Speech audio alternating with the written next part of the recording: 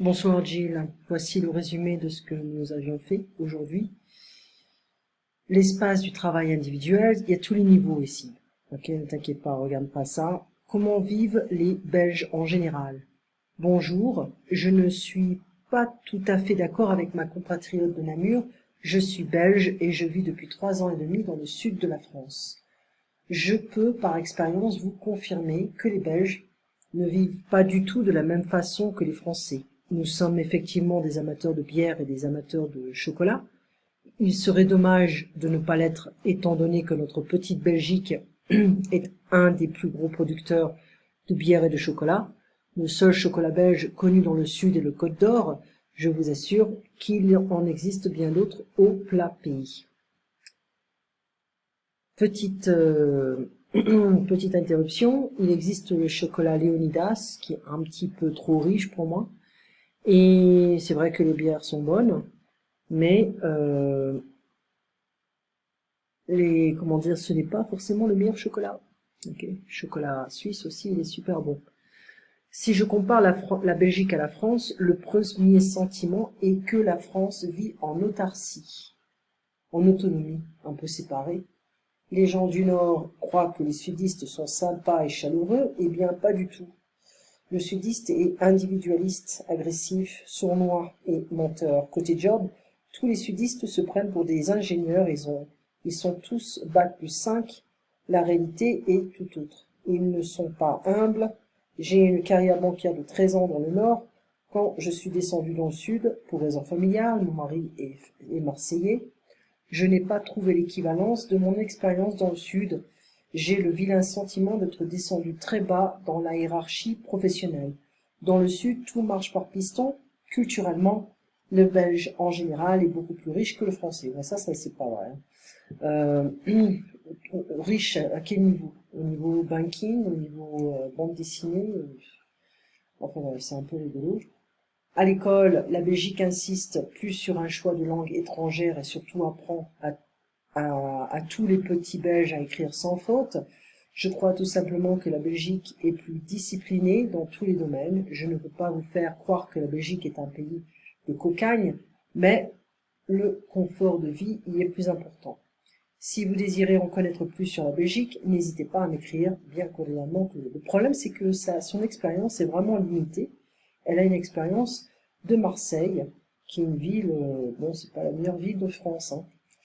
Il y a, il y a beaucoup de mythomanes là-bas, c'est-à-dire que les gens qui prétendent savoir tout, ils ont tout fait, ils savent tout, donc c'est un peu difficile de parler avec ces gens-là, et aussi un peu vulgaire aussi. Donc voilà, les gens du Nord, les nordistes, les gens du Sud, les sudistes.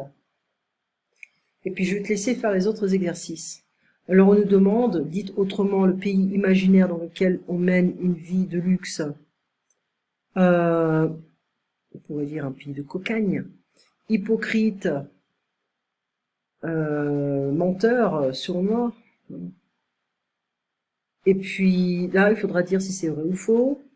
Un autre texte, un samedi, une dame chinoise a été invitée dans une famille française pour un dîner. Elle est arrivée une demi-heure à l'avance. Son amie française, un peu surprise, l'a accueillie. J'arrive un peu plus tôt pour voir si je peux aider dans la préparation du repas, a dit la chinoise. Après un peu de bavardage, elle a poursuivi. Puis-je visiter un peu votre appartement?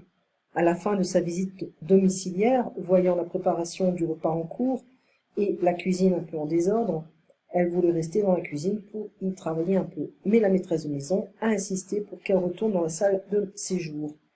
Le repas a duré environ 2 heures. Peu après le repas, la chinoise s'est excusée et s'en est allée, pardon. C'est intéressant de comparer, en fait, la culture chinoise avec la culture française. D'accord? Et là, le dernier texte que je vais lire, je vais zoomer parce que c'est un peu petit.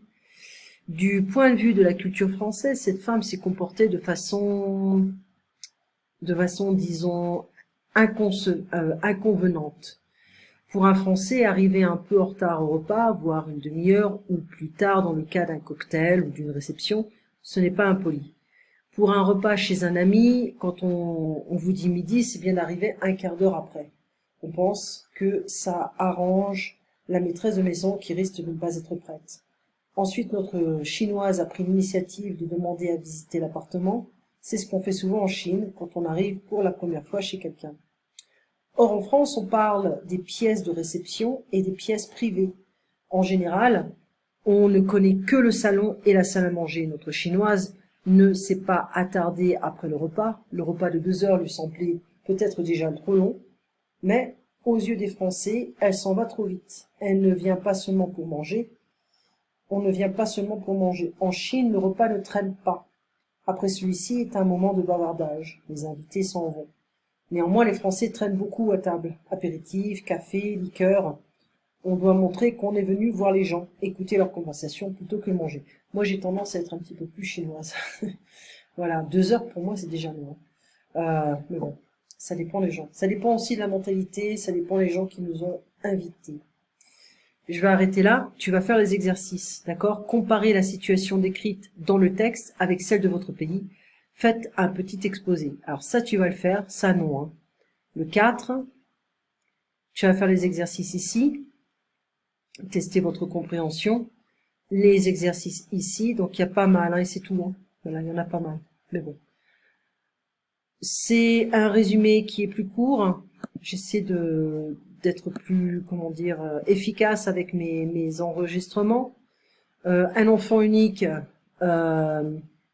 tu m'avais parlé de ces 2 enfants, de ton fils et de la fille d'une amie qui voulait en fait pratiquer le français. Et donc ils sont tous les 2 enfants uniques. Voilà. Les Wallons, je crois que c'est le côté flamand. Les Flamands et les Wallons. Les Flamands, c'est les francophones. Ça, c'est le livre que je t'ai déjà envoyé. Le nordiste sudiste ou le parigot, voilà, le marseillais, le breton, le corse, voilà. Les Français s'entendent pas toujours entre eux. Alors, tu passes une très bonne semaine. N'oublie pas les exercices. Et puis, on se voit donc mardi prochain. Merci, Jim. À bientôt.